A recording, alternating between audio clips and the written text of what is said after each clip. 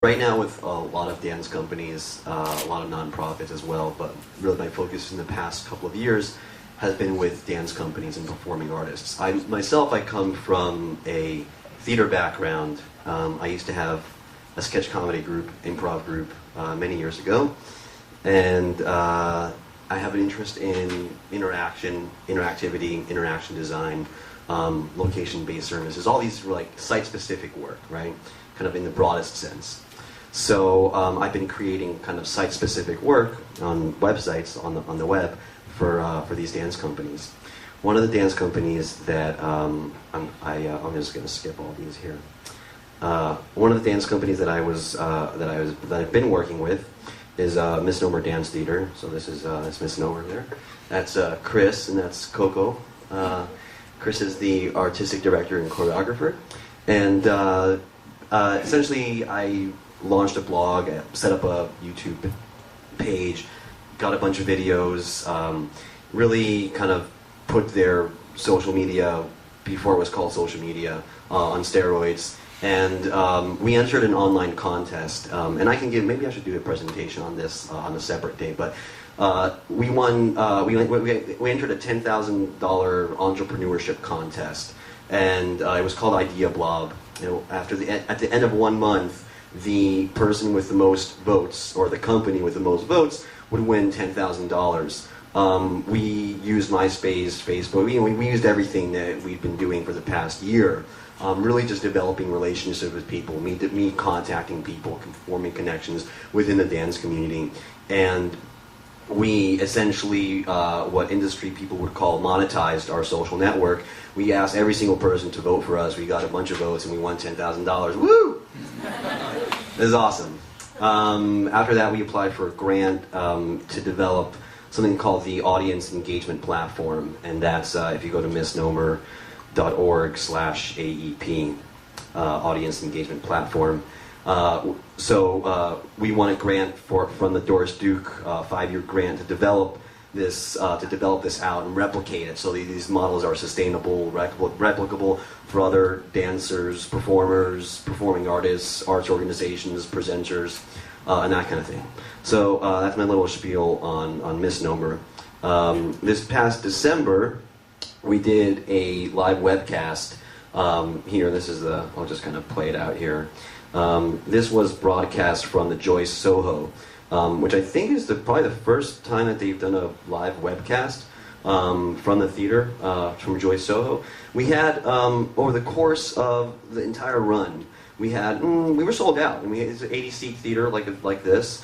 We were sold out the entire time. In one night, we had 2,000 people watch, and it was just crazy.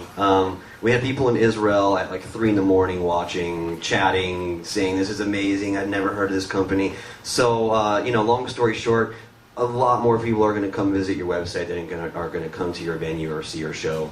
That's just the bottom line. I see very, very, very different experiences. I'm not saying that like the web trumps your space. I mean, I'm not going to, it's very different experiences. So I've been thinking about kind of creating site-specific, how performers create site-specific work, like this guy here, I have a few examples. Robert Smithson, this website sucks. Jenny Holzer. So I've been thinking kind of how to create site-specific performances. How much time do I have?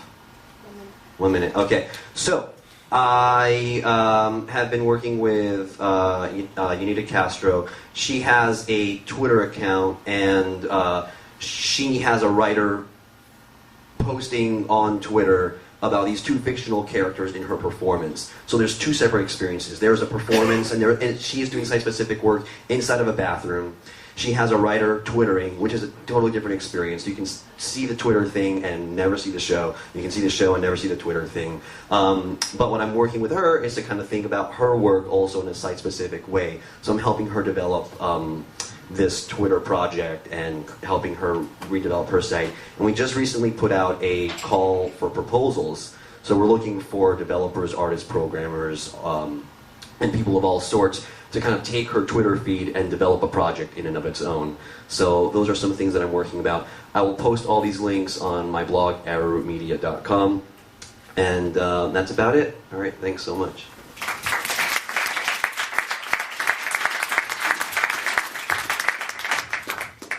Thank you. Questions for Jaki? How did what was the feedback you got from the artists and maybe even like the choreographer for like the live webcast? You know, having their work put out on the internet versus in a live space. Was there anything that they felt differently? Or? Yeah, actually they loved it. It really, how do I say? I mean, you know, it's one thing for one person or a marketing department to do the marketing. They were very active in promoting the show and promoting the webcast as its own event. We had people set up in cafes. Some guy in Iraq, one of the Coco's friend, was watching it in Iraq, which was crazy. So it was a very lasting. It was just highly successful. I said, you know, let's archive it for like a week or something, and then we'll take it down. But they're like, no, don't take it down. Leave it. Set up a page, archive it, leave it there. So it was very successful. We're going to do it again, and I'm doing it for other people too. Anyone else? Thank you, Jaki. Thank you, Julia.